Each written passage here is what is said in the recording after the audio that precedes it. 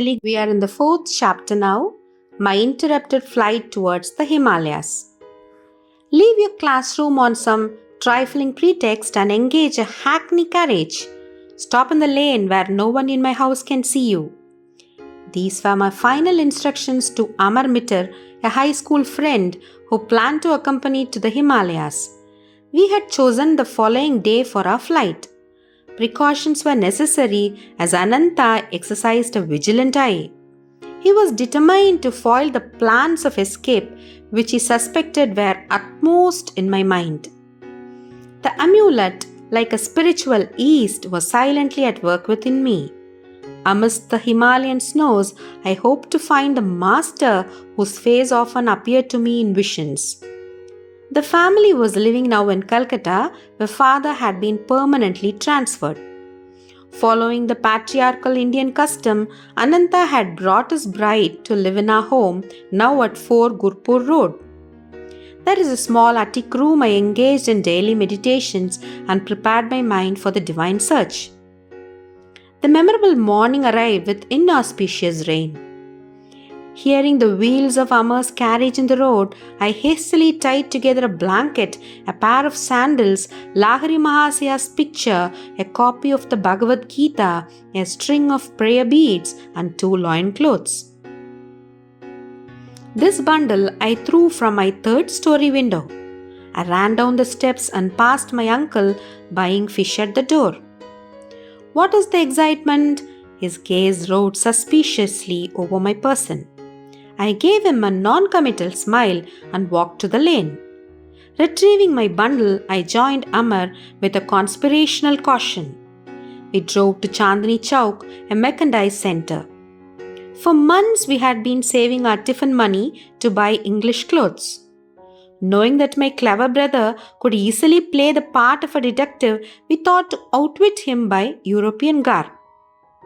On the way to the station, we stopped for my cousin Jatin Ghosh, whom I called Jatinda. He was a new convert longing for a guru in the Himalayas. He donned the new suit we had in readiness. Well camouflaged, we hoped. A deep elation possessed our hearts. All we need now are canvas shoes. I led my companions to a shop displaying rubber-soled footwear. Articles of leather gotten only through the slaughter of animals must be absent on this holy trip. I halted on the street to remove the leather cover from my Bhagavad Gita and the leather straps from my English-made sola toppi, which is helmet. At the station, we bought tickets to Burdwan, where we planned to transfer for Hardwar in the Himalayan foothills. As soon as the train, like ourselves, was in flight, I gave utterance to a few of my glorious anticipations. Just imagine, I ejaculated, we shall be initiated by the masters and experience a trance of cosmic consciousness. Our flesh will be charged with such magnetism that wild animals of the Himalayas will come tamely near us. Tigers will be no more than meek house cats awaiting our caresses. This remark, picturing a prospect I considered entrancing both metaphorically and literally, brought an enthusiastic smile from Amar. But Jatinda averted his gaze, directing it through the window at the scampering landscape. Let the money be divided in 3 portions.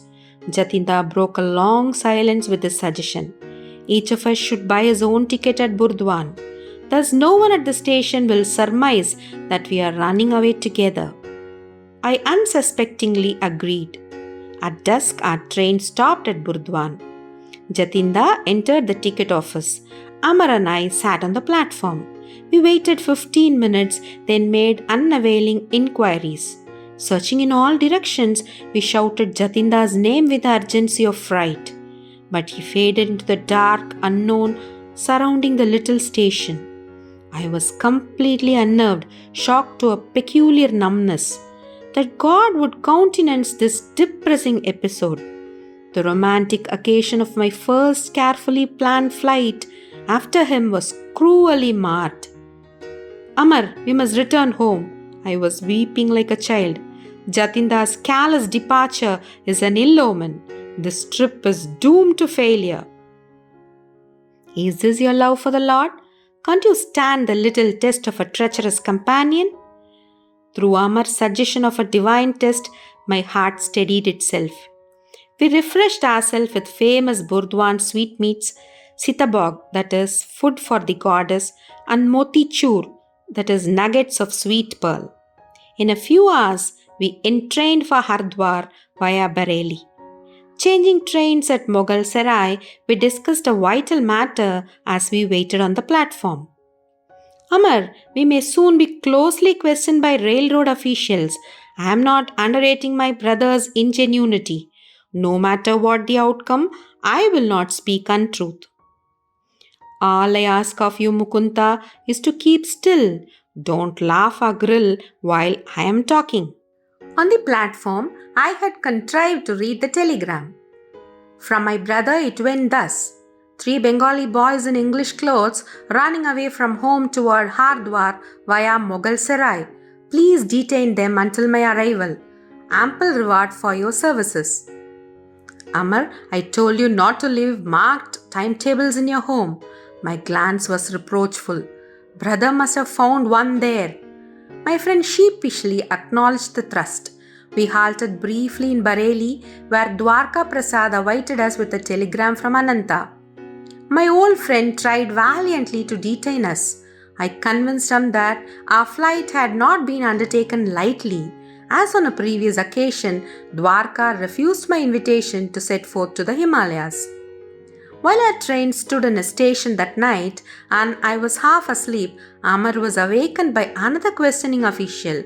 He too fell a victim to the hybrid charms of Thomas and Thompson.